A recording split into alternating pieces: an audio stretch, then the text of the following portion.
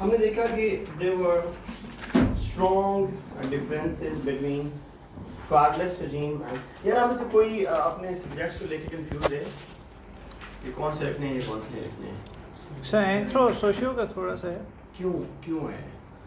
कह रहे हैं एंथ्रो ज़्यादा हाई स्कोरिंग है बट सोशियोलॉजी कभी कभार हिट हो जाते हैं। सोशियोलॉजी आप पूरी जेंडर या एनवायरमेंटल साइंस क्यों कंफ्यूज हैं? लॉ की बातें हैं। मामा आप are you okay? यार मेरी बात सुने।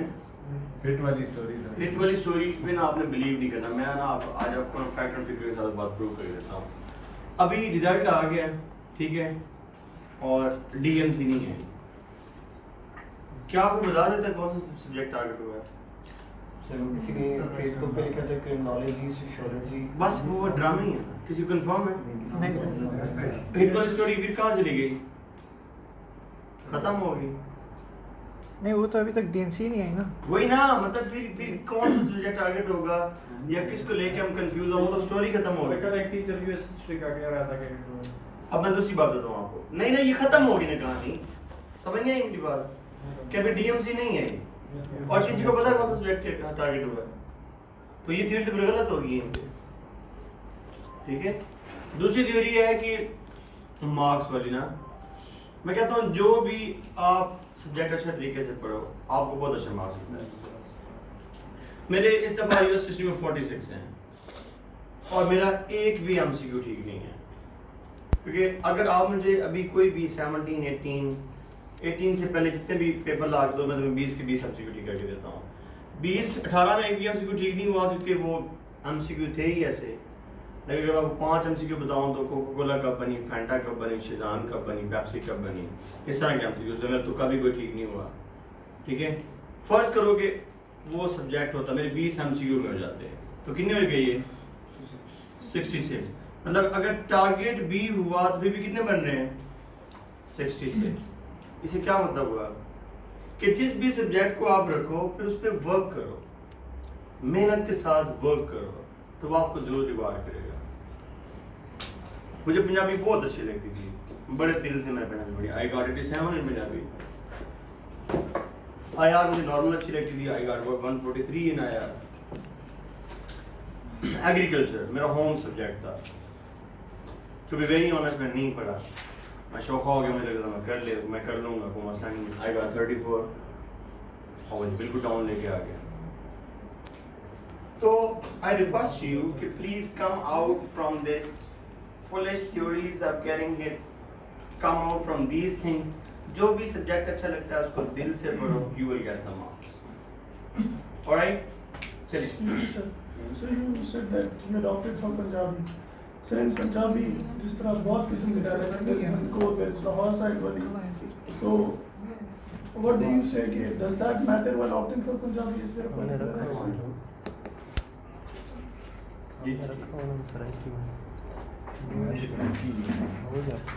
बस डलवा रहे हैं, यही है।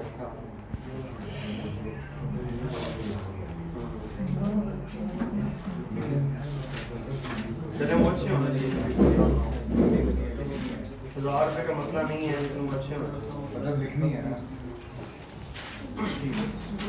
बच्चे मेरी बात सुने। जहाँ तक ये पंजाबी का ताल्लुक ना, वैसे ये डिस्कशन गलती हो रही है आज, तो ऐसी मैंने कभी क्लासेस में की नहीं है। जहाँ तक पंजाबी का ताल्लुक है ना, तो अगर तुम मुझसे पूछो तो I can speak all the dialects of Punjabi. I can speak Saraiki, Jangli, then Lahori Punjabi and even Hindko I can speak that. क्यों? क्योंकि मुझे पंजाबी अच्छी बोल लगती है ना, तो मैं को अक्सर सराइकी बोल मतलब सराइकी बोल के अक्सर, तो मैंने आप पंजाबी जंगली बोल मतलब जंगली बोल के बैठे साथ, तो मैंने कहेंगे तो मैंने लाहौरी बोल के उठा दे मुंह बोल। द थिंग इज कि कोई सब्जेक्ट आपको कितना अच्छा लगता है और उस पर आप कितनी मेहनत करते हो, यही सबसे इम्पोर्टेंट बात। अगर पेपर के हिसाब से बात करो तो जो लाहौरी डायलेक्ट है ना पंजाबी का, ये चलना है कदों आएगा, मैं तेरी यादा में मर जावांगा, वो वाली पंजाबी है, उससे। चलिए start with the US history. आपने लास्ट क्लास में देखा कि there were strong differences between fatherless regime and anti fatherless. देखिए ना आपने, लेकिन at foreign point, at foreign policy they were the same people. जो पॉलिसी वाशिंगटन ने रखी वही पॉलिसी जेफरसन ने फॉलो की। क्योंकि मोटो पता क्या था, देखिए ना 1789 में अमेरिका बना है ना, अगर स्टार्ट में ही यूरोपियन अफेयर्स में इंटरफेयर कर देते तो डोमेस्टिक ग्रोथ कैसे करते? डोमेस्टिक ग्रोथ कैसे करनी थी कि अपने आप को क्या रखें, न्यूट्रल रखें। ठीक है, जब अपने आप को न्यूट्रल रखेंगे तो क्या होगा, किस पे फोकस करेंगे, डोमेस्टिक ग्रोथ पे फोकस करेंगे। अमेरिका किधर जाएगा, आप चले जाएंगे।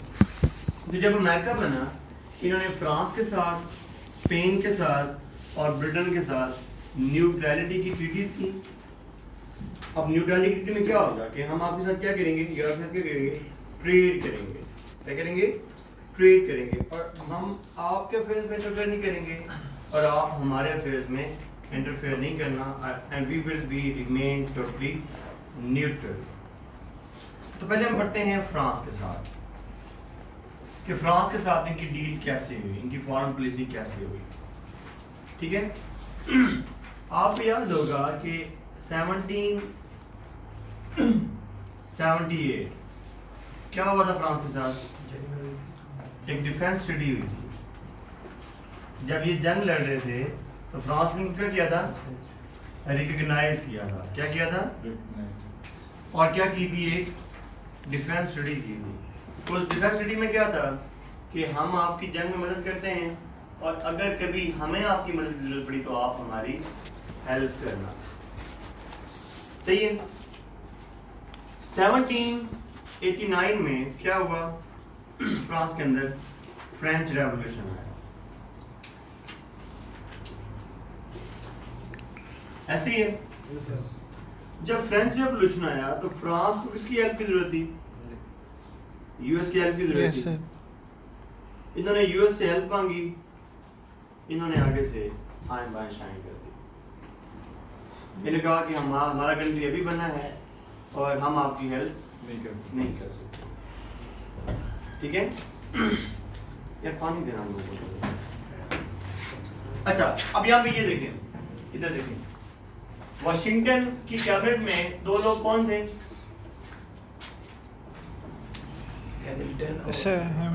हैमिल्टन और थॉमस जेफरसन। जेफरसन क्या था, एंटी सेक्रेटरी ऑफ स्टेट था। ठीक हो गया। और जब कंट्री ए कंट्री बी को रिकॉग्नाइज करता है तो क्या होता है, इनके आपस में कॉन्सुलर रिलेशन शुरू होते हैं। Yes sir. कॉन्सुलर रिलेशन में क्या होता है, कंट्री ए कंट्री बी में और कंट्री बी कंट्री ए में अपनी एम्बेसी लगाता है। और एम्बेसी में क्या लगाते हैं, अपने एम्बेसडर। ठीक हो गया। व्हेन कंट्री ए समझ लो यहाँ पे फ्रांस है और कंट्री ए यहाँ पे, बी यहाँ पे यूएस है। जब फ्रांस ने यूएस को रिकॉग्नाइज किया तो फ्रांस ने यूएस में अपनी एम्बेसी बनाई और फ्रांस ने यूएस के अंदर अपना जो एम्बेसडर लगाया उसका नाम था गैनेट।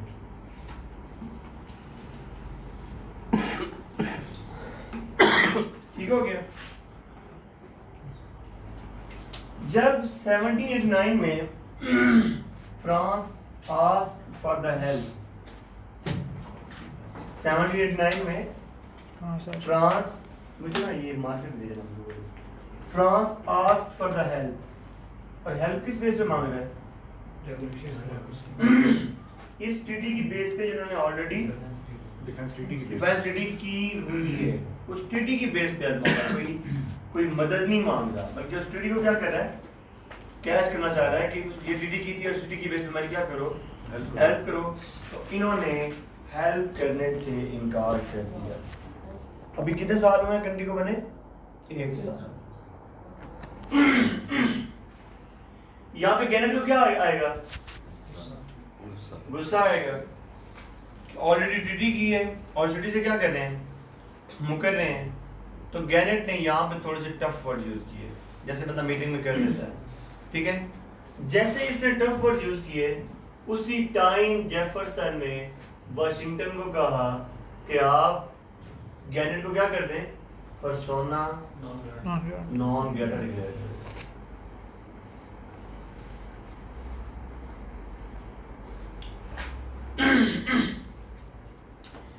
एम्बेसडर के पास इम्यूनिटी होती है, क्या होती है, इम्यूनिटी। एम्बेसडर अगर कोई 1000 बंदे को भी मार दे किसी दूसरे मुल्क में, वो उसको कुछ भी नहीं कह सकते। The maximum thing they can do is persona non Greta.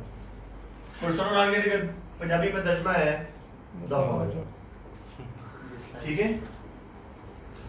यही मतलब है कि हमारी कंट्री से तुम क्या हो जाओ, निकल जाओ।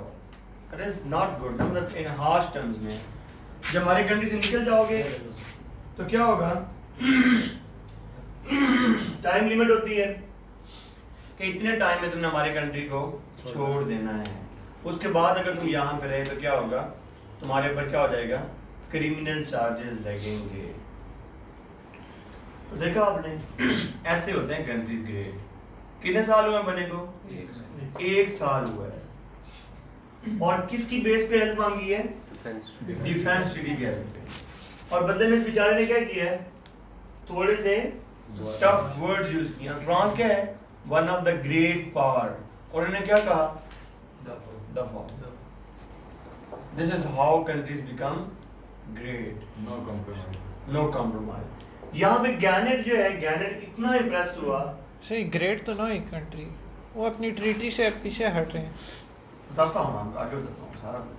गैनेट इस सब कुछ से इतना इम्प्रेस हुआ कि गैनेट ने एक दफ़ा गया फ्रांस में, और बाद में उसने यहाँ पे यूएस की सिटीजनशिप ली, और बाद में सारी ज़िंदगी वो इधर यूएस के अंदर रहा। और ये पूरा अफेयर है, इसको कहते हैं सिटीजन गैनेट अफेयर। मतलब अगर आज आप गूगल पे जाके घर जाके सर्च करना तो शायद आपको गैनेट ना मिले, लेकिन अगर आप सिटीजन गैनेट लिखोगे तो आपको यही फ्रेंच एम्बेसडर मिलेगा। अच्छा, अब होता क्या है, कभी कभी बंदा शोखा होके कोई काम कर बैठता है और बाद में बंदा क्या होता है, फंस जाता है। अब इन्हें चेवल तो मार ली, यहाँ पे शोखे हो गए, लेकिन फ्रांस के साथ मुझे ट्रीटी करी थी न्यूट्रलिटी की, वो नहीं कर सके। तो ये कुछ करने के बाद उनको रियलाइज हुआ कि ट्रीटी के बगैर तो हमारा गुजारा ही नहीं है, हम यूरोप के साथ ट्रेड कैसे करेंगे अगर फ्रांस के साथ रिलेशंस डिस्टर्ब रहेंगे। तो इन्होंने फिर सेकंड ट्राई की फ्रांस के साथ रिलेशन इंप्रूव करने की। अब बताइए, ये फैक्चुअल इंफॉर्मेशन और ये सारा उसका आगे एनालिसिस, ठीक है। चलिए अब पहले सेकंड एनालिसिस। अगर पाकिस्तान का आज कोई मिनिस्टर किसी कंट्री में जाएगा तो क्या होगा, वहां पे आगे वहां पे जाके किसी और कंट्री में उसने जिस मिनिस्टर से मिलना होगा वो डिसाइड होता है ना कि इसने इन डिग्निटरी से मिलना है, डिसाइड होता है ना। यहाँ पे जब दूसरी दफा इन्होंने ट्राई की फ्रांस के साथ रिलेशन इंप्रूव करने की, अच्छा यूएस के मिनिस्टर्स को क्या कहते हैं, सेक्रेटरीज। क्या कहते हैं, सेक्रेटरीज। तो दूसरी दफा यहाँ पे जब यूएस सेक्रेटरीज गए दोबारा किधर, फ्रांस में,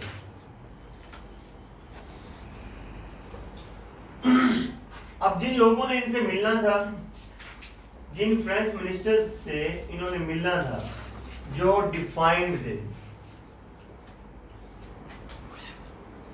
जो फ्रेंच मिनिस्टर्स डिफाइंड थे, वो इनसे नहीं मिले। अब इससे क्या होगी, ये यूएस की इंसल्ट हो रही है, ठीक है। सही डिफाइंट है ये, डिफाइंड।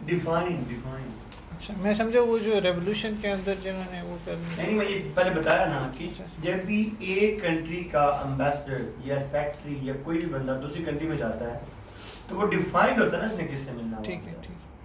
यहाँ पे जो डिफाइंड मिनिस्टर ने इनसे मिलना था वो इनसे नहीं मिले। इससे क्या हो रही है, यूएस की बेइज्जती हो रही। बदले में क्या हुआ, कुछ अदर फ्रेंच मिनिस्टर इनसे मिले, जो डिफाइंड नहीं थे। अब यूएस के सेक्रेटरीज इन मिनिस्टर्स को जानते होंगे? नहीं जानते होंगे। जब इन्होंने अब ये करने क्या जा रहे हैं?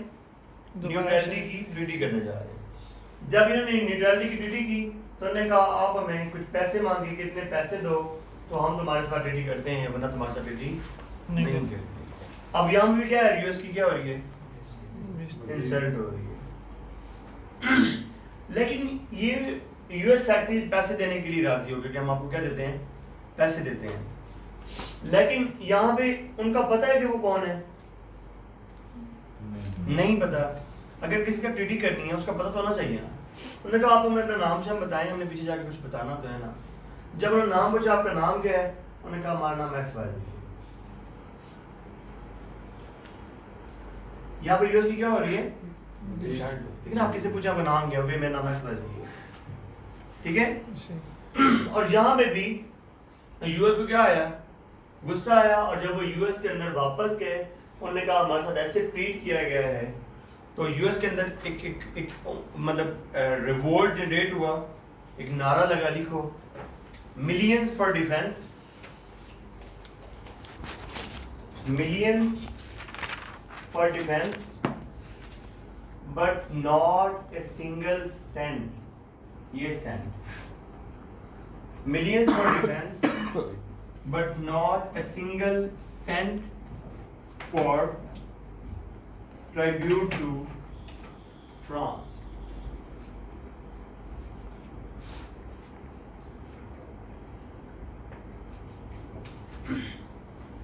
उन्होंने कहा जंग के ऊपर करोड़ों लगा लेंगे, लेकिन फ्रांस को खुश करने के लिए एक पैसा भी नहीं देंगे। और इस सारे अफेयर को कहते हैं XYZ अफेयर। और ये अक्सर एमसीक्यू में आ जाता है, तो ये अब आपको पक्का याद होना चाहिए। XYZ अफेयर किसके साथ था? फ्रांस के साथ था। किसके साथ था? और XYZ मिनिस्टर्स कौन थे? French minister, undefined French minister. भूलना नहीं है, ये अक्सर एमसीक्यू पूछता है। XYZ अफेयर किसके साथ था? फ्रांस के साथ। और XYZ मिनिस्टर्स कौन से थे? देखो ना, यही मिनिस्टर्स है ना जिन्होंने कहा हमारा नाम XYZ है, अनडिफाइंड। तो ये कहाँ किसके मिनिस्टर थे? फ्रेंच। ठीक है, ये ना कहना सर ने बताया ही नहीं चाहिए।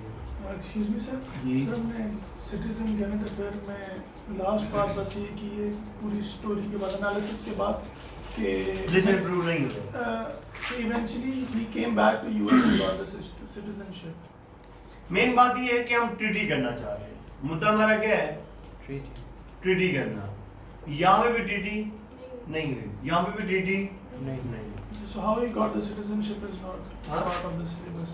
तो उसने किस तरह उसने citizenship ली? रिकॉग्नाइज तो किया हुआ है ना, रिकॉग्नाइज तो किया हुआ है। They have constant relation. जिस भी कंट्री के साथ आपकी कांस्टेंट रिलेशन है, आप उससे सिटीजनशिप ले सकते हैं उस कंट्री की। तो यहाँ पे जाके रिलेशन इंप्रूव हुए तीसरे पॉइंट पे, ठीक है। और यहाँ पे नीचे पेज छोड़ दो, इसको हम थोड़ी देर बाद में पढ़ते हैं। पहले मैं दूसरे पढ़ाता हूँ ताकि आपको ये सही समझ आएगी। बाकी किस कंट्री के साथ इंप्रूव करने हैं? ब्रिटेन के साथ और फ्रांस के साथ।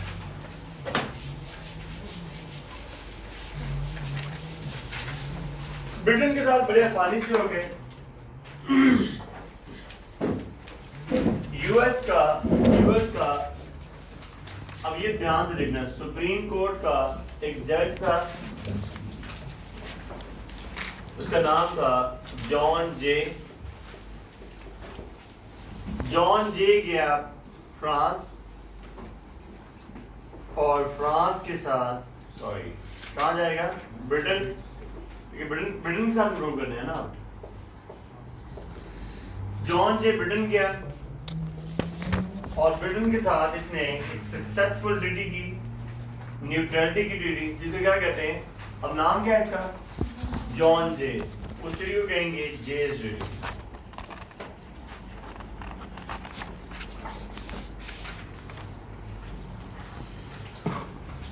क्या कहेंगे? जेज ट्रीटी। अब यहाँ पे एक एमसीक्यू और भी कंफ्यूजिंग है। अब देखिए ना, गुडविल एम्बेसडर कोई भी हो सकता है, वो जज भी हो सकता है, वो भी ब्यूरोक्रेट भी हो सकता है, वो भी मिनिस्टर भी हो सकता है, कोई भी जा सकता है मिशन प्रूव करने, ठीक है ना। तो अक्सर क्वेश्चन पूछता है कि हु वाज जॉन जे, नीचे लिखा होता है सेक्रेटरी ऑफ स्टेट, ये वो, तो बच्चों को याद होता है कि इसने जे ट्रीटी की थी तो ये क्या होगा, कुछ सेक्रेटरी ऑफ स्टेट वगैरह होगा, ये वो जे ट्रीटी। एक बात समझो ना, अक्सर पूछता है कि हु वाज जॉन जे, नीचे ऑप्शन दिए होते हैं सुप्रीम कोर्ट जज, secretary of state, foreign secretary, ये वो। तो क्योंकि ये ट्रीटीज कौन करते हैं, अक्सर फॉरेन सेक्रेटरी वगैरह करते हैं, तो बच्चे कंफ्यूज हो जाते हैं कि ये कोई फॉरेन सेक्रेटरी होगा। असल में ये क्या था, ये बात था सुप्रीम कोर्ट जज, जिसने 5-6 दफा हमसे क्यों पूछा है। So be very clear, goodwill ambassador कोई भी हो सकता है, नहीं समझ आई बात, वो जज भी हो सकता है, वो speaker of the national assembly हो सकता है, वो सेनेट का चेयरमैन हो सकता है, anyone can go for the treaty। तो ये जॉन जे क्या था, सुप्रीम कोर्ट का जज था, ब्रिटेन क्या, ब्रिटेन के साथ कौन सी ट्रीटी की, जे ट्रीटी की, और रिलेशन क्या हो गए, ठीक हो। बाकी कौन रह गया, स्पेन,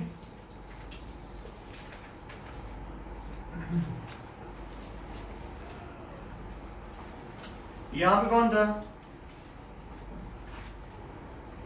यहाँ पे कौन है, ये जो कॉलोनीज थी, कॉलोनी थी,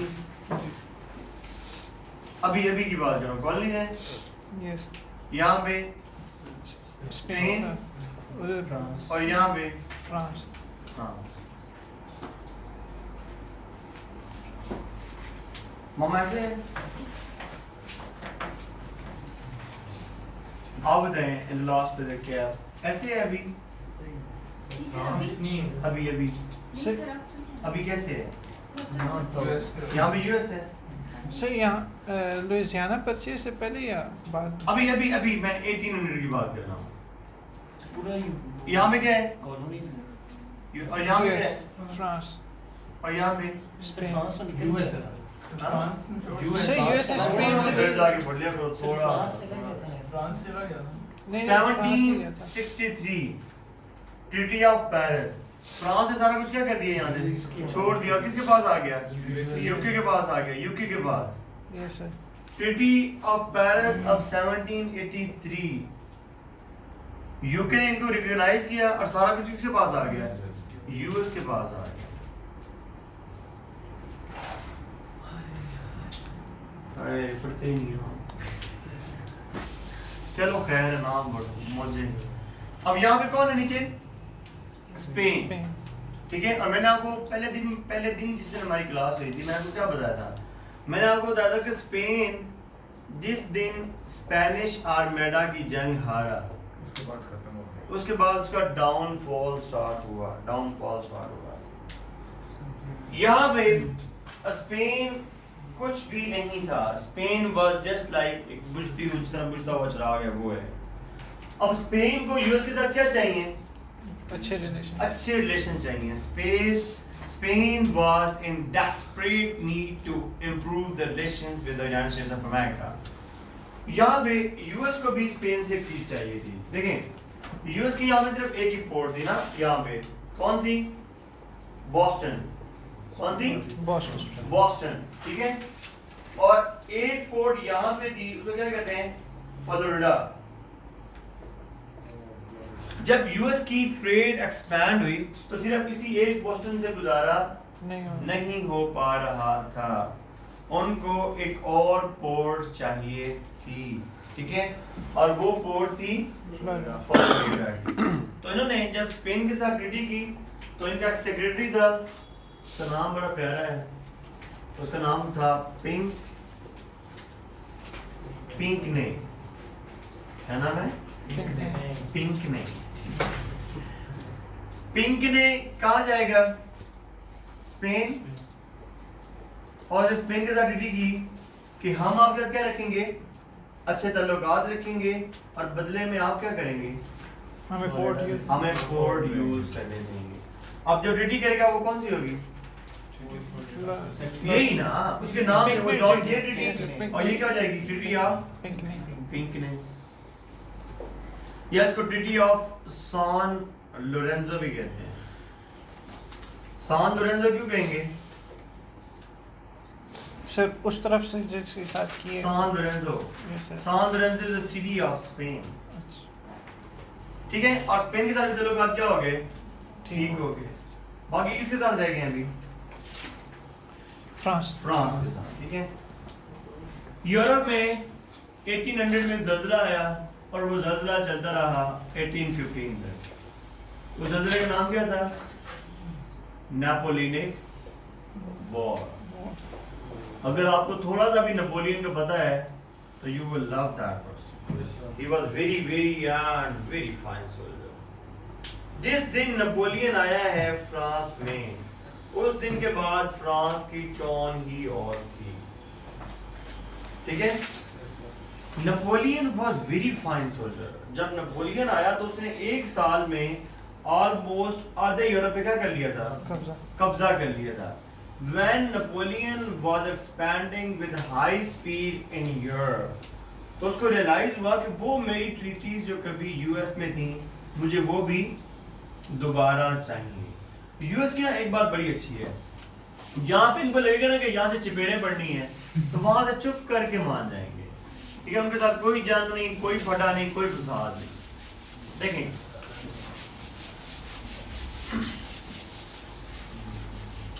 1800 का मैप हमने कैसे बनाया? 1800 का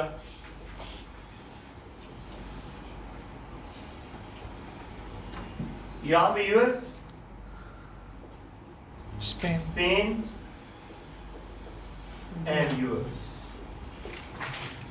So ये लेफ्ट हैंड साइड पे कौन है? ये किधर कंप्लीट? कहाँ पे? बिल्कुल जो ये साउथ ये यहाँ पे स्पेन।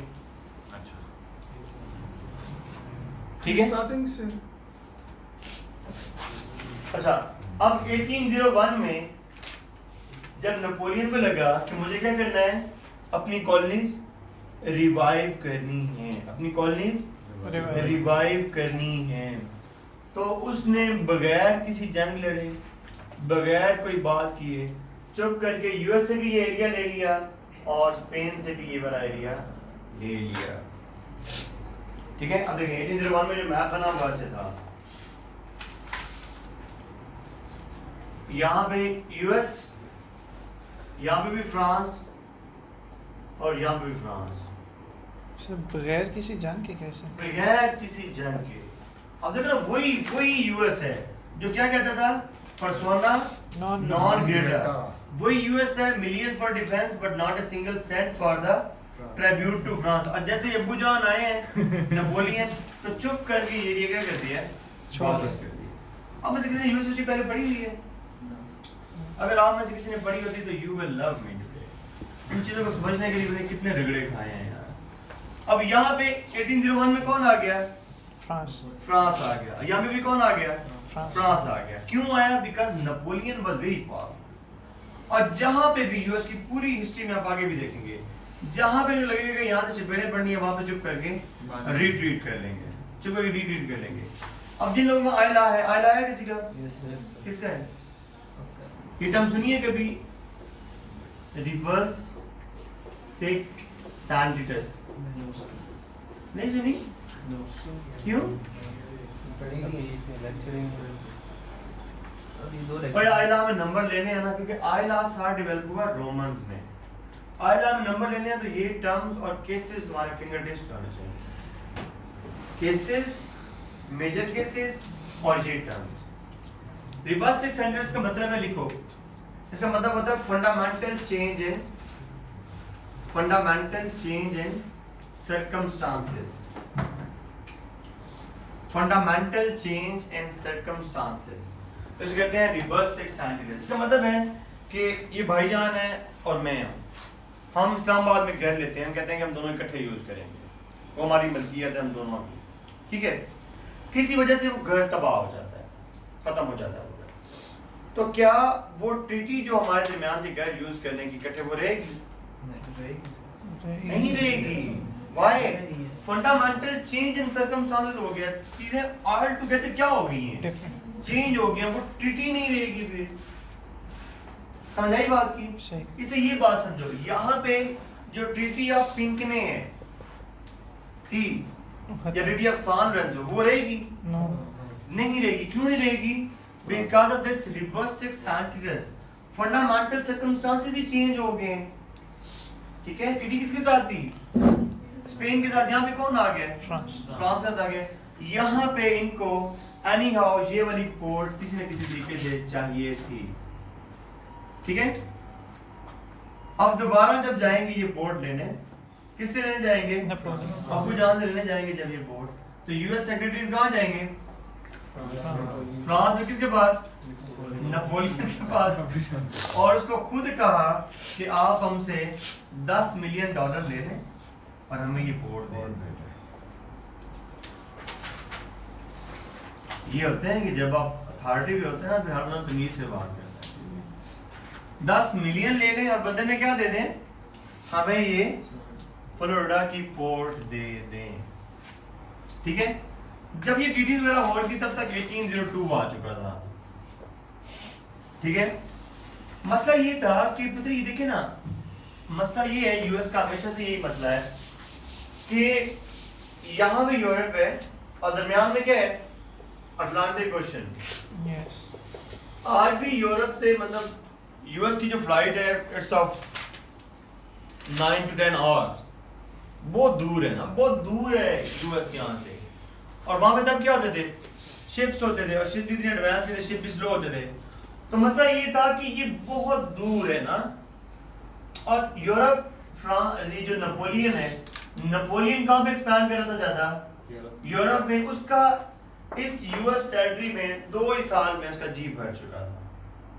तो कहता था ये मैंने इसको क्या करना है? I have to focus on European mainland. I have to focus on European mainland. तो जब ये लोग उसके पास गए, किस चीज के लिए? ये पोर्ट के लिए। कितने के लिए? 10 मिलियन के लिए। नेपोलियन को कहा तुम मुझे 15 मिलियन दो, तुम इस पोर्ट की बात करते हो, तुम ये सारा का सारा मेरे से लुइसियाना एरिया खरीद लो। तो यही बात, क्योंकि इस एरिया का कहते हैं लुइसियाना।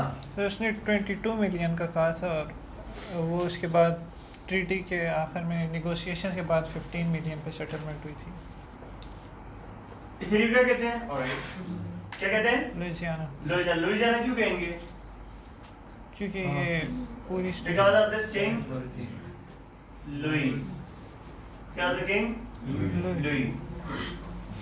अब जब ये ट्रीटी हुई, अगर एक बंदे को कहूँ मैं कहूँ कि 10 रुपए की मुझे इतनी चीज दे दो ना, और कहे कि तुम 15 रुपए की मुझसे इतनी चीज दे दो, मेरा रिएक्शन क्या होगा? 15। वाव है। जब यही बात उन्होंने जाके जेफरसन को कही, तो यहाँ पे जेफरसन को कही कि ये 15 मिलियन का मैं क्या देना चाहते हैं? पूरे का पूरा लुइसियाना देना चाहते हैं। तो अब जेफरसन के साथ एक मसला था। जेफरसन कौन था? Anti federalist. Anti federalist. कौन था? Anti federalist. और जेफरसन कौन था? हार्ड कंस्ट्रक्शनिस्ट। ऐसे ही है। यस।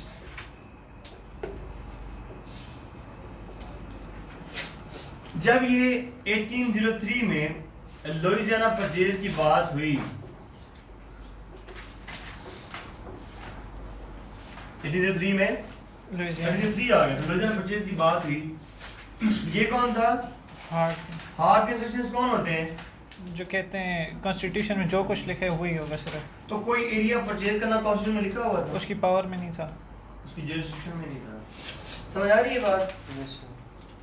तो फिर इसको क्या करना था? फिर एरिया परचेज करेंगे, कॉन्स्टिट्यूशन अमेंड करता, कॉन्स्टिट्यूशनल अमेंडमेंट करनी पड़ती।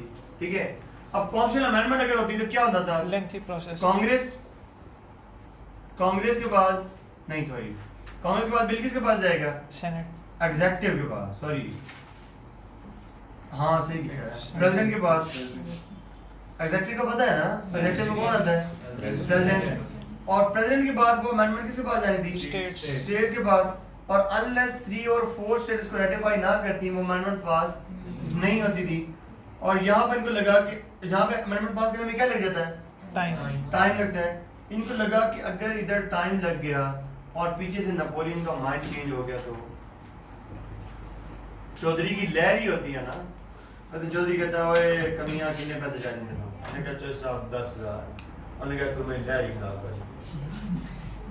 यहाँ पे असल में क्या हो गया है, यहाँ पे टाइम लगना था और उनको लगता था कि अगर हम टाइम लगा लें और पीछे से नेपोलियन का माइंड चेंज हो गया तो हम क्या करेंगे। तो यहाँ पे जेफरसन ने बजाय अमेंडमेंट पास करने के यहाँ पे एग्जीक्यूटिव ऑर्डर पास किया।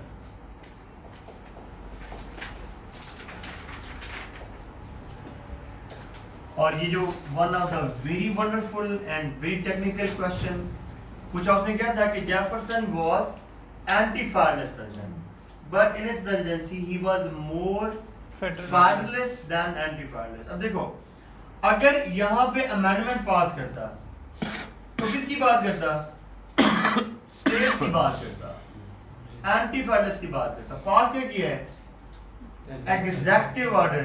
तो उसके साथ किसको स्ट्रॉन्ग किया है, फेडरलिस्ट को, सेंटर को स्ट्रॉन्ग किया है। तो ही was more federalist president in anti federalist. इसके पीछे एनालिसिस ये वाला लिखना, लुइसियाना परचेज। तो 1803 में उन्होंने लुइसियाना परचेज कर दिया और कभी कभी कंट्री के बेटरमेंट के लिए अपनी पॉलिसीज चेंज भी बंदे को कर लेनी चाहिए। ठीक है पुत्री, अब लुइसियाना परचेज के साथ इनके ताल्लुकात फ्रांस के साथ भी क्या हो गए, ठीक हो गए। ओहो वो जगह तो आपकी वैसे खाली रहेगी। तीसरा पॉइंट वहां पे लिखना था, कोई नहीं मैं पैसे दे दूंगा। ठीक है, तो लुइसियाना परचेज के साथ फ्रांस के साथ रिलेशन क्या हो गए, ठीक हो गए। और यहाँ पे इंटरेस्टिंग बात है, जो ये खरीदने जा रहे थे, खरीदना क्या जा रहे थे, खरीदा क्या था, पोर्ट। ये पोर्ट इनको नहीं मिली, ये पोर्ट फ्रांस ने स्पेन को ही वापस कर दी थी। क्यों? कैरिबियन अगर यूएस को देता, तो स्पेन से लेके किसको दे रहा है, यूएस को दे रहा है। और आपके बैकग्राउंड में बस अब जितनी भी हम हिस्ट्री पढ़ रहे हैं ये फिल्म चलनी चाहिए। इस फिल्म का नाम क्या है, नेपोलियनिक वॉर। यूरोप में ये मूवी चल रही है, ठीक है। और उस मूवी में स्पेन के ऑलरेडी फ्रांस का ऑलरेडी एनिमी कौन है, ब्रिटेन। और वो यूरोप में अपने दो एनिमी खड़े नहीं कर सकता था। अगर यहाँ पे स्पेन के साथ ही रिलेशन हार्ड कर लेता, he has problems with the two major countries in the Europe. Due to this, he gave back this part to the Spain.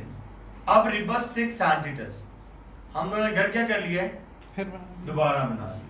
Fundamental change in circumstances and so is the case of Treaty of San Lorenzo. Satisfied?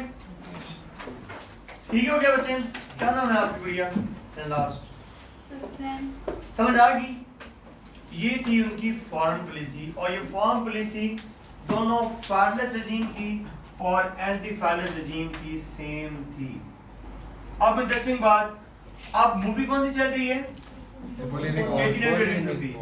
अब देखो ना, Louisiana purchase के बाद इनके France के साथ relation क्या हो गए, इम्प्रूव। अब जितनी ये फ्रांस के साथ प्यार की पिंगे बढ़ाएंगे उतना किसको गुस्सा आएगा, यूके को गुस्सा आएगा। समझ आ रही है ना बात। लुइसियाना परचेज के बाद इनके फ्रांस के साथ रिलेशंस इंप्रूव हुए, और जितनी ये प्यार की पिंगे बढ़ाएंगे फ्रांस के साथ उतना यूके को क्या आएगा, गुस्सा आएगा। तो यूके को इतना गुस्सा आया कि यूके ने इनके साथ एक दूसरी जंग लड़ी, और उस जंग को कहते हैं war of 1812। So next topic is war of 1812। Sir, Treaty of Pinckney was discontinued. दोबारा कंटिन्यू हो We गया continue. ऑटोमेटिकली। सर लेकिन गुस्से की बेस पे तो दोबारा जंग, सर सिर्फ गुस्से की बेस पे दोबारा जंग करी थी, एक्चुअली कोई और भी वजह थी? नहीं मैं जनाब आपको पूरी रीजन बताने लगा। अच्छा अच्छा पुत्री, अब वही बात, वॉर के हमने कितने एस्पेक्ट याद करने होते हैं, 3। वॉर क्यों हुई, वॉर का इम्पैक्ट क्या हुआ, और वॉर के बाद क्या हुआ। आप सीएसएस हिस्ट्री के सारे पेपर निकाल के देख लें, आपसे कभी भी वो बैटल्स के बारे में नहीं पूछेगा. He will only ask you about the reasons of the war and impacts of the war. So पहले हम पढ़ते हैं War of 1812 की reasons. ठीक है, परेशान नहीं होना. तो पहली रीजन कौन सी है? Improving relations with France. France को कैसे इम्प्रूव हुए? Louisiana Purchase. लो जाना परचेज. लेकिन उनको पोर्ट तो नहीं मिला था ना फ्लोरिडा. सर पोर्ट मिल मिल गया गया ना? नहीं पोर्ट नहीं मिला. एक दिखा. पोर्ट जाके मिलेगा इनको 1819 में. उसे फिर पोर्ट जाके मिलेगा 1819 में. फिर ये लुजियाना परचेज का क्या फायदा क्या हुआ? फिर इनको चाहिए तो वो पोर्ट था ना जिसकी उन्होंने कहा था. आप थोड़ा सा हौसला करें. अमेरिका कितनी स्टेट्स हैं? 13 स्टेट्स हैं. कितनी बनानी है? 50 बनानी है. आज हमने ये 50 बनानी है. और जो इसी तरह बनानी है Louisiana purchase, Texas annexation, Florida annexation, Mexican session, Oregon settlement, election purchase और ये सारा कुछ आज ही पढ़ना. कहीं किस में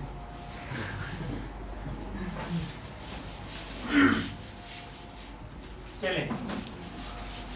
पहले हम पढ़ते हैं वॉर ऑफ 1812. अब इसकी पहली दिन क्या हो गई? Louisiana purchase. इसका एनालिसिस पता है ना सारा? Yes, sir. इसका एनालिसिस करने की जरूरत नहीं है ना. No. तो सेकंड रीजन पहले इसका एनालिसिस देखें. यहाँ पे कौन है? यूएस. और यहाँ पे कौन है? फ्रांस और ब्रिटेन. मूवी कौन सी चल रही है पता है ना?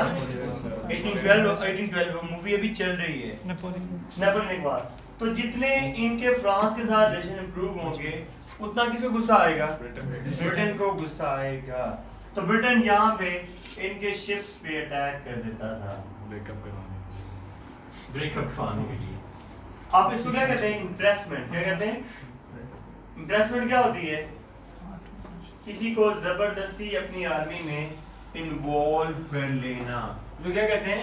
इम्प्रेसमेंट. ब्रिटेन इनके शिप पे अटैक करता था. इनके जो मर्चेंट्स होते थे उनको रॉयल आर्मी पे ना देता था. कहता था तुम हमारी आर्मी हो और हम फ्रांस के अगेंस्ट लड़ रहे हैं. ठीक है. तो कहते हैं इम्प्रेसमेंट. किसी को जबरदस्ती अपनी आर्मी में इन्वॉल्व कर लेना. असल में ये क्या हो रहा है यहाँ पे? किसकी इंसल्ट हो रही है? Yes. जेम्स ट्रूडी की. Yes. जेम्स ट्रूडी की.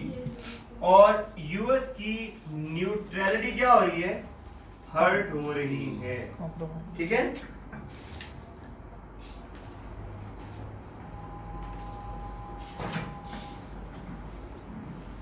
यूएस की न्यूट्रलिटी क्या हो रही है? Right. हर्ट हो रही है. और जेएसडी की क्या हो रही है? वायलेशन हो रही है. Violation. So this became one of the main reason of the war. ठीक है? Attack, sorry, impressment of the US merchant ships. समझ आ गई इसका एनालिसिस? ठीक है? So number third reason. पहले नंबर 3 का एनालिसिस देखते हैं. अब लुइजियाना परचेज जो किया वो पप्पो के जहेज में तो नहीं ना रखना था. उसमें क्या करनी थी? एक्सपेंशन करनी थी ना. देखें ठीक. ट्रेड नहीं, इनका अपना एरिया है ना. उसमें क्या करनी है? एक्सपेंशन. ये देखो अब ये इधर क्या है? ईस्ट है. और इधर क्या है? वेस्ट है. तो ये किधर एक्सपेंशन हो रही है? West. Westward expansion. And this westward expansion is one of the important topics of the US history. Almost हर साल पूछा जाता है. तो आज हम इसको डिटेल में पढ़ेंगे. पहले ये देखो. और मैंने आपको क्या बताया था? यहाँ पे पहले किसका कंट्रोल था सारी जिंदगी? फ्रांस का. और मैंने आपको पहली क्लास में क्या बताया था कि फ्रांस ने अपनी कॉलोनी को ओन नहीं किया था. फ्रांस ने किस तरह डील किया? अपनी थोड़ी सी आर्मी भेजी और काम सर इनकी किससे करवाया? रेड इंडियन से. किससे? रेड इंडियन से. तो यहाँ पे ज्यादा प्रोग्रेस किसकी होगी? रेड इंडियंस की. समझ आई बात?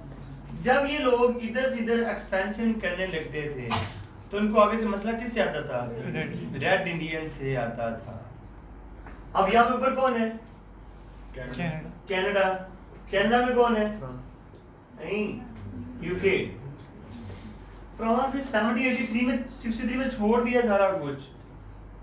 Treaty of Paris of 1763 7 year war. थोड़ा जब पढ़ ले। अच्छा, यहाँ पे कौन होगा? Red Indians. कौन होंगे? ऊपर कौन है? यूके। यूके ने कभी भी दिल से ये जो अपनी डिफीट थी 1781 वाली कभी भी नहीं मानी थी। यूके को ये बात हजम ही नहीं होती थी कि कैसे चंद लाख लोग मुझसे आज़ादी हासिल कर लें। तो यहाँ पे यूके इन रेड इंडियंस को सपोर्ट करता था। समझ आई की बात? जब ये लोग एक्सपेंशन कर रहे थे तो यूके रेड इंडियन को क्या करता था? सपोर्ट करता था। यूके का माइंड ये था कि मैं एटलीस्ट यहाँ पे इन रेड इंडियन से साथ दोबारा यहाँ पे अपनी कॉलोनी को रिवाइव कर लूं। है ना, बलूचिस्तान में BLA है, ठीक है, और अगर कोई BLA को सपोर्ट करेगा तो हमारी कंट्री की सोवरेनिटी क्या हो रही है? हर्ट हो रही है, हमारी सोवरेनिटी कंप्रोमाइज हो रही है। तो यहाँ पे ये एरिया किसका है? यूएस का। और ऊपर हेल्प कौन कर रहा है? यूके। तो यूएस की सोवरेनिटी हर्ट हो रही थी, ठीक है। तो third one is help of, मजा आया? Indians against the US. अब देखें यहाँ पे क्या हर्ट हो रहा था? न्यूट्रलिटी। यहाँ पे क्या हर्ट हो रहा है? सोवरेनिटी। तो देखिए अब anyhow they have to go to the war। देखें अब यहाँ पे और देखें फोर्थ रीजन, पेरिस कॉन्फ्रेंस। यहाँ पे यूके जंग करना चाहेगा इनसे? यूके जंग करना चाहेगा?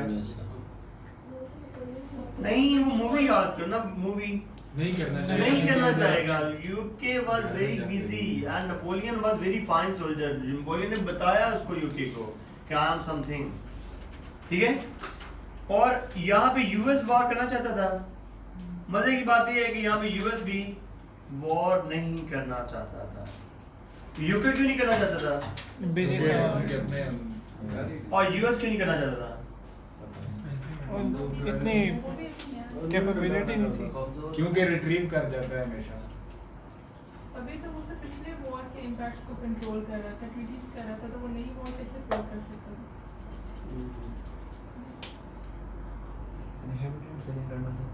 आप बताएं रिवॉल्यूशन वो न्यूट्रल रहना चाहते हैं सर रेड इंडियंस की वजह से। सर आपने कहा कि हमेशा यूएस रिट्रीव कर जाता है। और अच्छा आज के बाद मैं ऐसा जो भी टेक्निकल क्वेश्चन पूछूं ना तो अपने माइंड में तुम्हें लेके आना है रिजीम कौन सा चल रहा है? Anti federalist. और एंटी फेडरलिस्ट आर्मी कहाँ पे कितनी कर दी? 3000 के साथ कौन सी जंग लड़ी? ठीक है, ये होते हैं टेक्निकल आंसर्स। आज के बाद मैं जो भी टेक्निकल क्वेश्चन पूछूं और वो भी जो भी टेक्निकल क्वेश्चन पूछे तुम्हारे माइंड में रिजीम होना चाहिए। पता क्या है, देखो ना अभी तुम लोग देखते हो वर्ल्ड पॉलिटिक्स को। वर्ल्ड पॉलिटिक्स में पर्सनैलिटी तो प्रेसिडेंट कितना रोल प्ले करती है? 1000%, ठीक है ना। तो जितने भी आंसर मैं आज के बाद पूछूं तो you have back inside your the regime here was the anti-federalist, and you know in our fourth lecture that when there was a federalist regime they recruited the 15,000 army, and when there was anti-federalist regime they reduced up to the 30,000 in with what the hell they have to fight the war with the 3,000 army। सही है? anyhow यहाँ पे कुछ लोग थे, Samuel Adam याद है? Samuel Adam, sons of liberty, Samuel Adam, जिसने रिबेलियन। सैमुअल एडम ने क्या किया था? सैमुअल एडम ने लोगों को सेंसेशनलाइज किया था to wage a war against the Britain. यहाँ पे भी जो कुछ लोग थे इनको कहते थे वॉर हॉक्स। क्या कहते थे? जेफरसन की रेजिम तो खत्म हो चुकी थी 1801 to 1809। शाबाश। और मैंने कल क्या बताया था? उसके बाद वाला भी तो एंटी फेडरलिस्ट। उसके बाद मैंने आपको बताया था कि फेडरलिस्ट रेजिम उसी दिन ही खत्म हो गया जिस दिन जॉन एडम खत्म हुआ। याद नहीं है कि हर बात के साथ साउथ को क्या किया था? ऑफेंड किया था। हर बात का साउथ को ऑफेंड किया था। एंटी फाइडल जीन तो दोबारा जाके आएगा वो एंड्रयू अगले जैक्सन के बाद 25-30 साल there was only anti feudal जीन। ठीक है, देखो ना कोई बात तो थी ना कि हैमिल्टन प्रेसिडेंट क्यों नहीं बना। Hamilton was very strong candidate, अगर आप जाके आज हैमिल्टन को पढ़ो यू विल लव हिम, फिर क्यों नहीं बना प्रेसिडेंट। जॉन एडम किसका राइट हैंड है? वाशिंगटन का, उसको दूसरी टर्म ही नहीं एंजॉय करने दी। Why? Because of the feudal regime ने काम इतने उल्टे कर दिए थे कि फाइडल regime वाज ऑलमोस्ट खत्म हो गया। सेटिस्फाइड? वॉर हॉक्स ने वही काम किया जो सन्स ऑफ लिबर्टी ने किया। सन्स ऑफ लिबर्टी ने क्या किया था? लोगों को सेंसेशनलाइज किया था। वॉर हॉक्स में जो दो मेन नाम है, एक नाम था हेनरी क्ले, और ये नाम बड़े इंपॉर्टेंट है, इनको रटा के रखना है आपने, और एक नाम था एंड्रयू जैक्सन, ये बाद में प्रेसिडेंट भी बनेगा, और हेनरी क्ले बाद में सेक्रेटरी बनेगा और सेंटर बनेगा। एंड्रयू जैक्सन उस टाइम मिलिट्री कमांडर था यूएस का।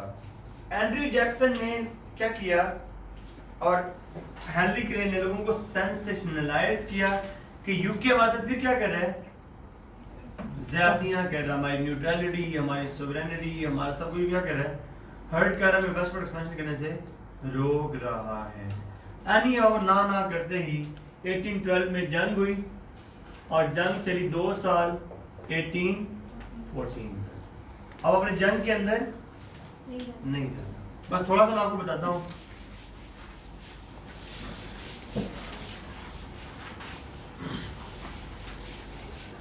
यूके यहां से कहां से अटैक करेगा यूएस के ऊपर? नॉर्थ या ईस्ट, हाँ, या नॉर्थ से करेगा या ईस्ट से करेगा? यहां से करेगा, कनाडा से। यस। कौन कहता है कनाडा से करेगा? हाथ खड़े करो। इंडियंस को हेल्प कर रहे थे। और जो कहते हैं ईस्ट से करेगा वो हाथ खड़े करें। मामा आपकी साइड पे हो,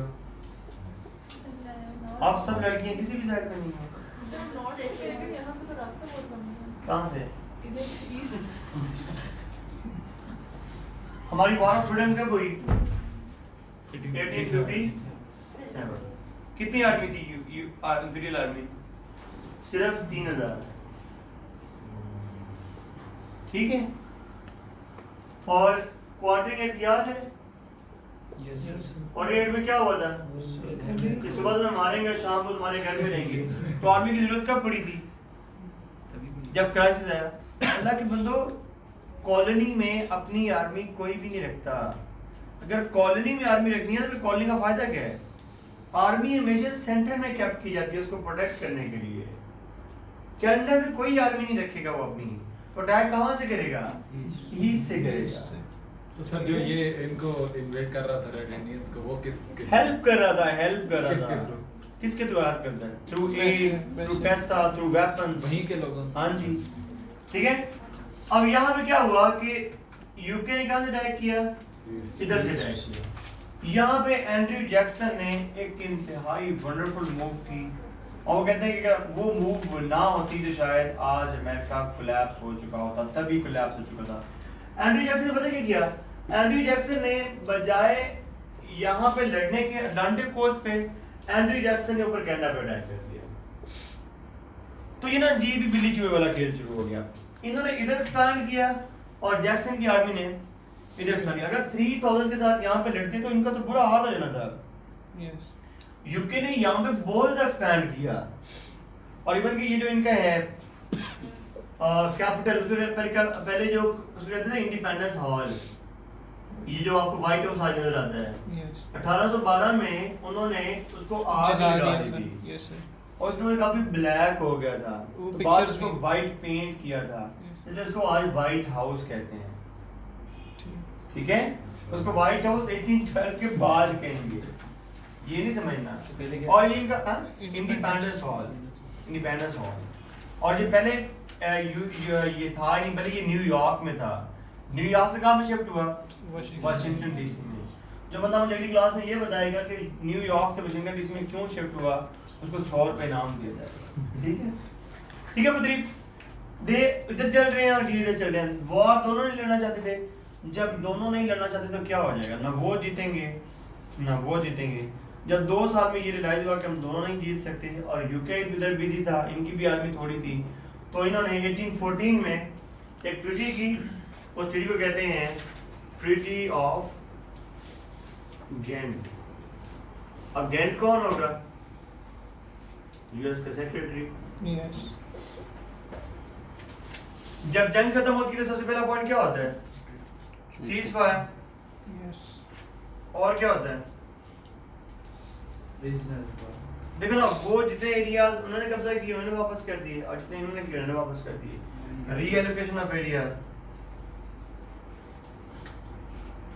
इंटरेस्टिंग बात है इसके इम्पैक्ट वॉर के। इस वॉर के बहुत अच्छे इम्पैक्ट पड़े यूएस हिस्ट्री में।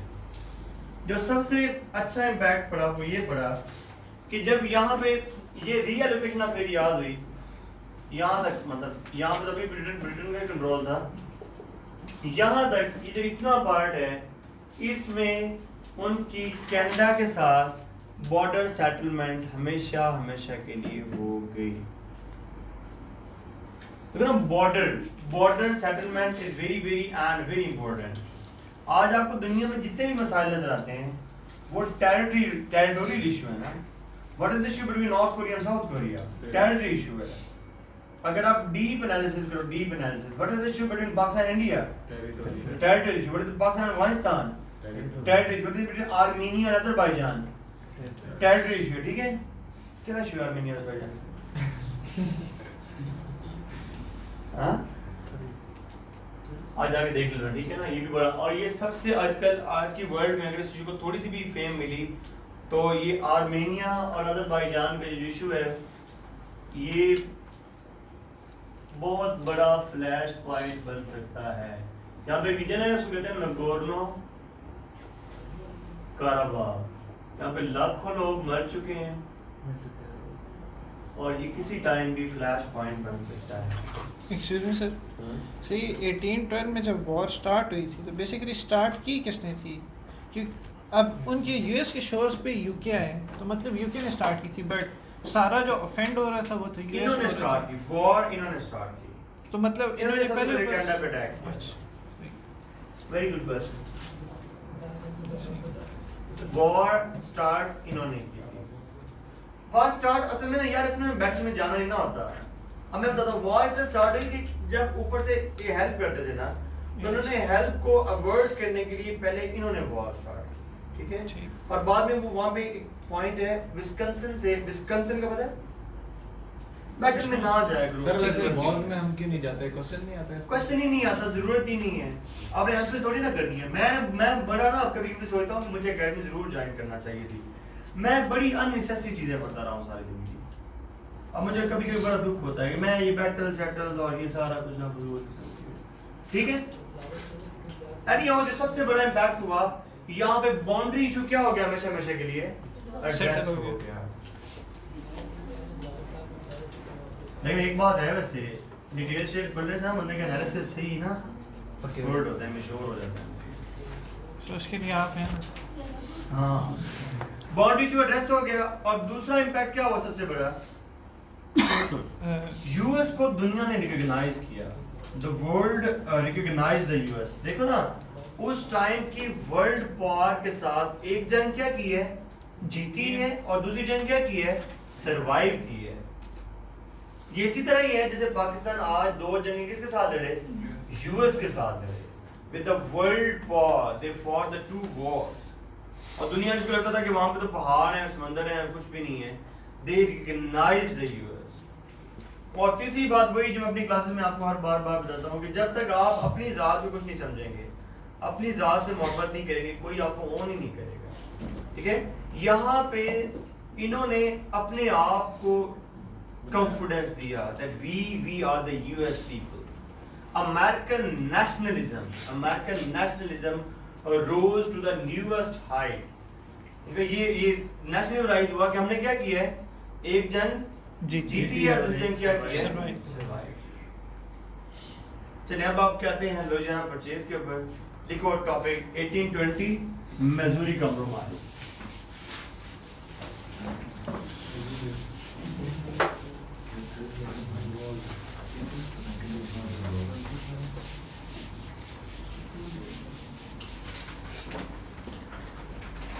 1820 लुइसियाना। Missouri compromise. और ये जो 8वां सवाल होता है आपका, जिसमें वो पूछता है 10-10 नंबर के सवाल, तो ये वहाँ पे अक्सर पूछ लिया जाता है। A very important topic for the 10 marks, Missouri compromise. मैंने आपको पहले दिन से ही बताया कि नॉर्थ और साउथ के दरमियान क्या थी? जेलसी थी। There were strong differences between the north and the south. North slavery को पसंद नहीं करता था और साउथ स्लेवरी को पसंद करता था। नॉर्थ में एग्रीकल्चर थी, साउथ में क्या थी? इंडस्ट्री। हाँ जी, याद है आप, ठीक है। They have always problems with each other. और Constitution is silent about slavery. Constitution slavery के बारे में कुछ कहते हैं? नो। कुछ नहीं कहते। अब मैं आपको बताता हूँ सर कहता है sir all men are treated equal वाला। वो ऑल मैन मतलब कौन से हैं? American national, not the slaves. 3/5 vote count तो दे दिया था। और मेरी जान को वोटिंग काउंट था, वोटिंग राइट नहीं था। उस दिन में इतनी डिटेल में यही बताया था कि वोटिंग राइट का मतलब है तो वो तो स्लेव को बराबर कर रहे हैं और ओनर्स को वोटिंग काउंट मिलता था। सिटीजनशिप तो थी ना सर उनके पास। कहाँ सिटीजनशिप है? सिटीजनशिप तो इनको आगे मिलेगी 1965 में, राइट्स मिलेंगे 1865 में। Can you please wait? Okay, यहाँ पे है मजरूबा पुदरी। मैं पढ़ा के जाऊंगा और मैं बड़ी तसल्ली से पढ़ाता हूँ। मैंने पहले क्लास में तुमसे एक चैलेंज किया था और मैं 8वीं क्लास में जब निकल आऊंगा मेरा चैलेंज जीत के जाना। यहाँ पे यूएस है और यहाँ पे क्या किया? लुइसियाना परचेज किया। अब लुइसियाना परचेज में जब वेस्टवर्ड एक्सपेंशन शुरू की तो यहाँ पे ये कुछ एरियाज में क्या करते थे? सेटलमेंट्स करते थे, ठीक है। अब यहाँ पे जिस भी एरिया में सेटलमेंट करते थे और जिस एरिया की पॉपुलेशन भी होती थी 60,000, जिस एरिया की भी पॉपुलेशन कितनी हो जाती थी? 60,000, ठीक है। और जो एरिया भी उस 60,000 की पॉपुलेशन के बाद अपनी लोकल गवर्नमेंट बना लेता था, स्टेट, समझ आई? यस। 60,000 पॉपुलेशन और लोकल गवर्नमेंट बना लेता था, उससे उनकी टीचर खुश होती थी। जब टीचर खुश होती क्या मिलता था? देखो, एक स्टार मिलता है और एक स्टार के साथ वो इधर सेंटर में एक स्टेट बन जाती थी। समझ आई? यस। अब देखें कॉन्स्टिट्यूशन क्या है? कॉन्स्टिट्यूशन क्या है? Is silent about the slavery. Constitution is silent about the slavery. अब ये देखें,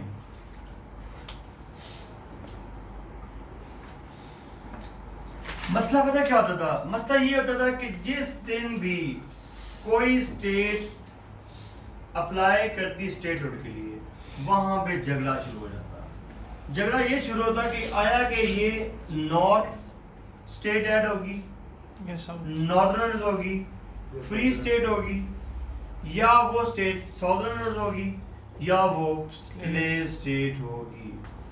ये झगड़ा पहले समझो, ये झगड़ा होता ही क्यों था। देखो ना मेरी बात सुनो, constitution is silent about the slavery. अगर एक स्टेट नॉर्थ में ऐड होगी तो वहां से दो क्या आएंगे? सेनेटर। यस। और नीचे हाउस ऑफ रिप्रेजेंटेटिव। अगर वो नॉर्थ में होगी तो नॉर्थ की मेजोरिटी क्या हो जाएगी? ज्यादा हो जाएगी। जब नॉर्थ की मेजोरिटी ज्यादा हो जाएगी तो क्या होगा? स्लेव आजाद हो जाएंगे। हाँ, तो वो स्लेवरी को क्या कर देंगे? अबॉलिश कर देंगे। समझ आई बात? और जिस दिन कुछ साउथ में ऐड होगी तो यहाँ पे दो क्या हो जाएंगे? सेनेटर्स। और साथ में क्या हो जाएंगे? हाउस ऑफ रिप्रेजेंटेटिव के लोग। तो मेजोरिटी किसकी ज्यादा हो जाएगी? साउथ की। और स्लेवरी को क्या कर देंगे? परमानेंट कर देंगे। तो इनको हमेशा एक दूसरे से डर लगा रहता था। जब भी कोई स्टेट ऐड अप होती यहाँ पे प्रॉब्लम शुरू हो जाता है कि either it would be free state और it would be slave state. तो ये हमेशा स्टेट का कपल बनाते थे और उनको कपल की फॉर्म में ऐड करते थे। एक फ्री एक स्टेट, एक फ्री स्लेव, ठीक है, ताकि कांग्रेस में क्या रहे? बैलेंस रहे। मसला ये हुआ कि 1820 में 11 स्टेट फ्री थी और 11 क्या थी? स्लेव थी। और मिजूरी ने स्टेटहुड के लिए अप्लाई किया और मसला ये था कि उस टाइम मिजूरी का कपल बनाने के लिए कोई और स्टेट नहीं थी, तो यहाँ पे झगड़ा शुरू हुआ कि either Missouri would be a free state और Missouri would be a slave state. ठीक है, यहाँ पे जब मसला बहुत एक्सपैंड हुआ, they were almost going to the war इस स्टेट के लिए, तो यहाँ पे एक one of the war of Henry Clay ने एक कंप्रोमाइज करवाया। उस कंप्रोमाइज को क्या कहते हैं? Missouri compromise. क्या कहते हैं? Missouri compromise. उस मिजूरी कंप्रोमाइज में जो पहला पॉइंट था वो ये था, देखिए मैं जब भी मैप बनाता हूँ ना तो मैं यहाँ पे कॉर्नर पे देखिए, यहाँ देखिए, ये यहाँ पे कौन सी स्टेट है? स्टेट कौन सी है? मैसाचुसेट्स। मैसाचुसेट्स के यहाँ पे ऊपर कुछ लोग थे, उनकी अपनी पॉपुलेशन 60,000 थी और वो लोकल गवर्नमेंट अपनी बनाना चाहते थे और वो मैसाचुसेट्स के साथ नहीं रहना चाहते थे। ठीक हो गया? ये काफी दिनों से सोच रहे थे किसके साथ क्या करना है। जब मिजूरी का इश्यू हुआ तो उन्होंने क्या किया? इन्होंने मिजूरी को ऐड किया एज ए स्लेव स्टेट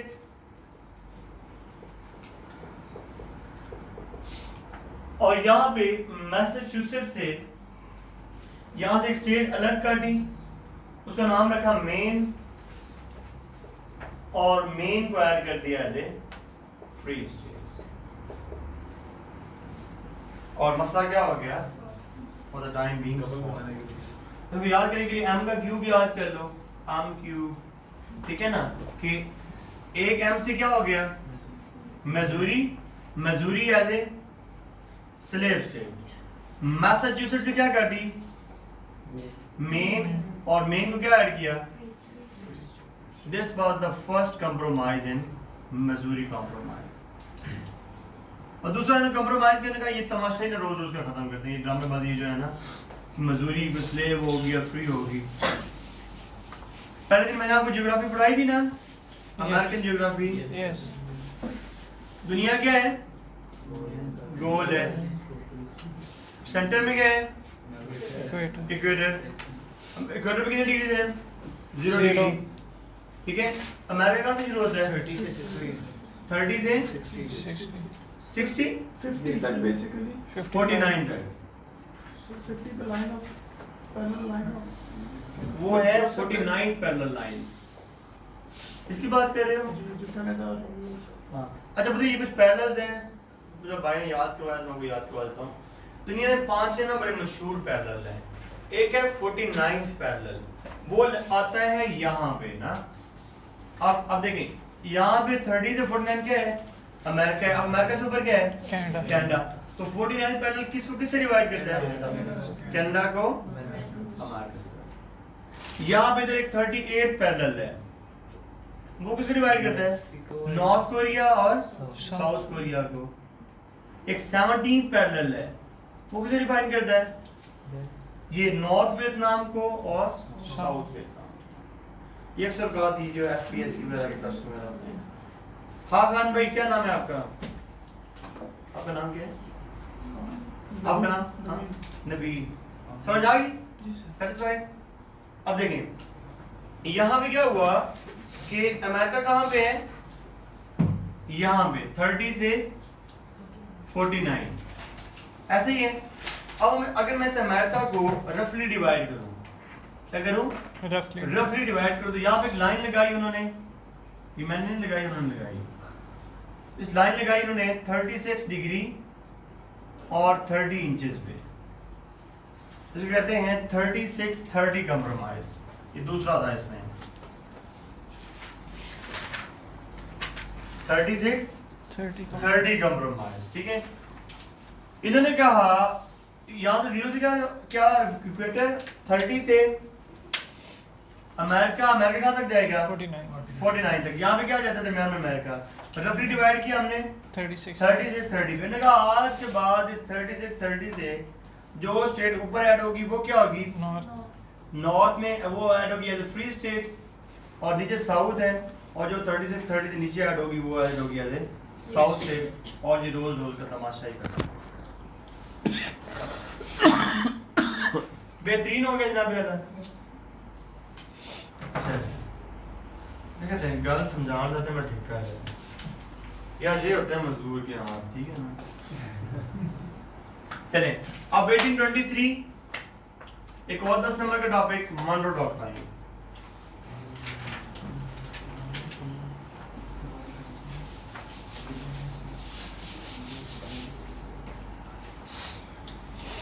इसलिए मैं तंग हो गया ना, ये मल्टीमीडिया बनाना शुरू कर ही देना है, हाथ तो साफ सुथरे रहते हैं। मॉन्रो doctrine,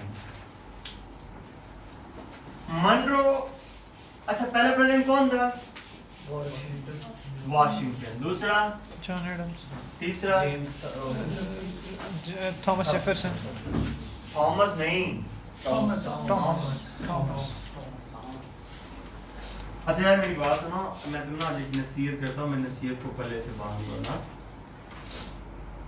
Very unfortunate, CSS is not the exam of your capability. Very unfortunate, it is the exam of your English. And what to do? And we have to work on it. The issue is, we people are mostly from normal background and all the stuff like that. The issue is we can't speak English very well. I don't know what your status, but majority of us can't speak English. When we appear in interview, the interview is a 3-day long process, and in that you have to become a person from Western background, right? Then what to do? Then we have to speak English well, otherwise there is no survival, right? There was a person named Vikas Ranja. Vikas Ranja here in this room we prepared for the interview. He was very competent person. Believe me, whenever we have discussion with that person, we will love in his analysis and the stuff like that. The only issue with Vikas Ranja was from Chak Jumra, and Vikas Ranja can't speak English well, and very unfortunate he couldn't deliver an interview what he wants to deliver, and he couldn't make it to the final list. So I request you, whenever you are with each other, whenever you are having your diet, and whenever you are just discussing with each other, try to speak English. That's very important. Otherwise survival नहीं है। तो return में भी उतना ही क्या matter करता है जितना इंटरव्यू? रिटर्न में तो बोलना नहीं आता।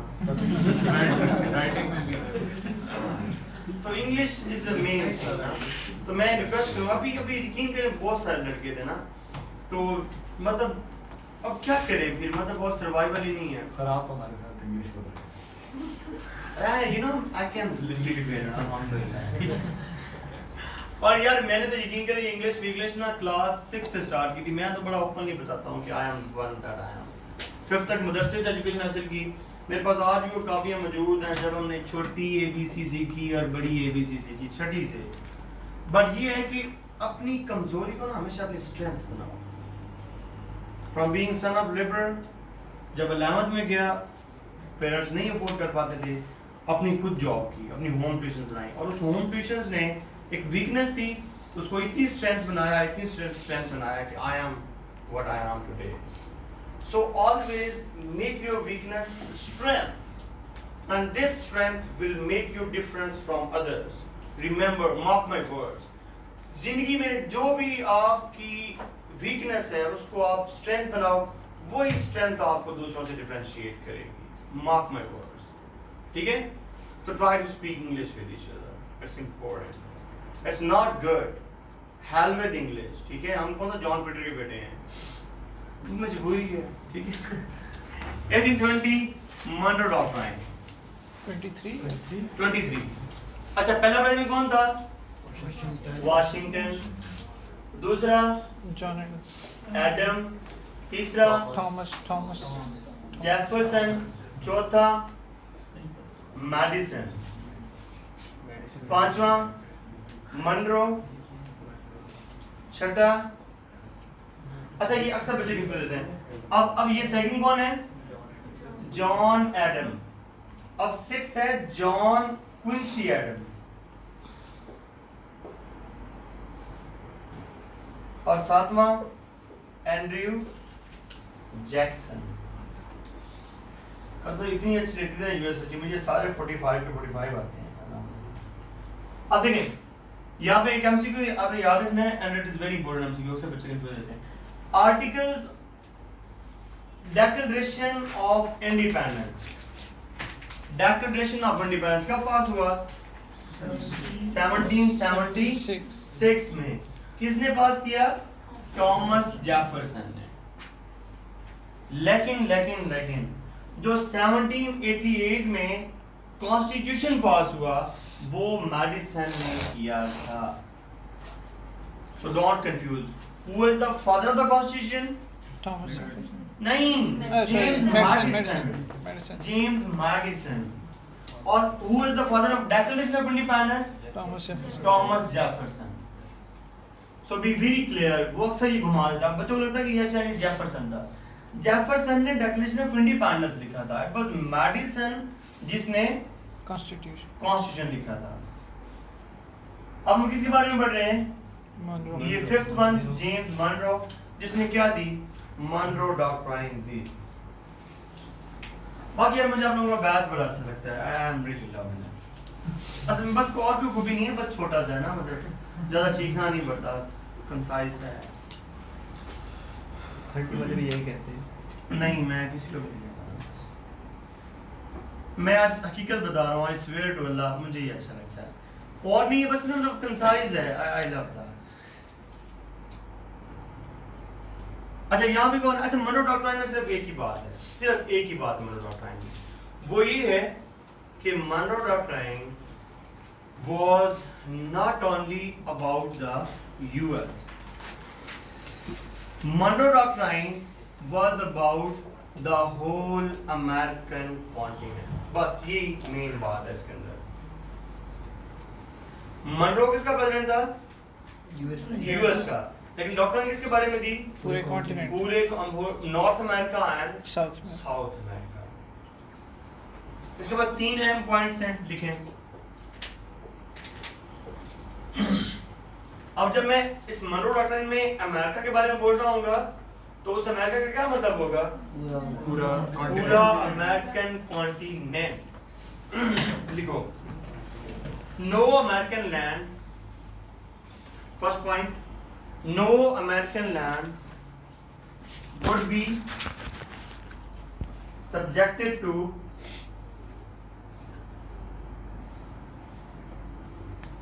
European colonization anymore. ठीक है, हमने कहा जितनी कॉलोनाइजेशन यूरोप ने करनी थी कर ली। आज के बाद कोई भी यूरोपियन बार इस अमेरिकन कॉन्टिनेंट में कॉलोनाइजेशन नहीं करेगा। सेकंड पॉइंट, उस वक्त तक जितनी थी, जिस तरह कनाडा है वो उधर ही रहेगा। वो रही, वो तो बाद में तक 1898 तक रही, लेकिन और कोई नहीं करेगा। सेकंड, अमेरिकन पॉलिटिकल सिस्टम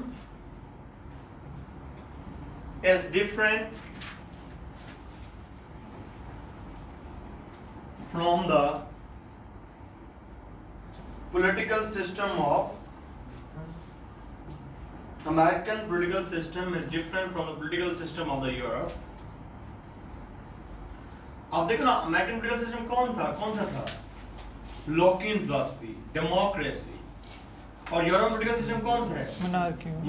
उन्होंने कहा our political system, American political system is different from the European political system, and Europe would not try to plant their political system in the American continent anymore.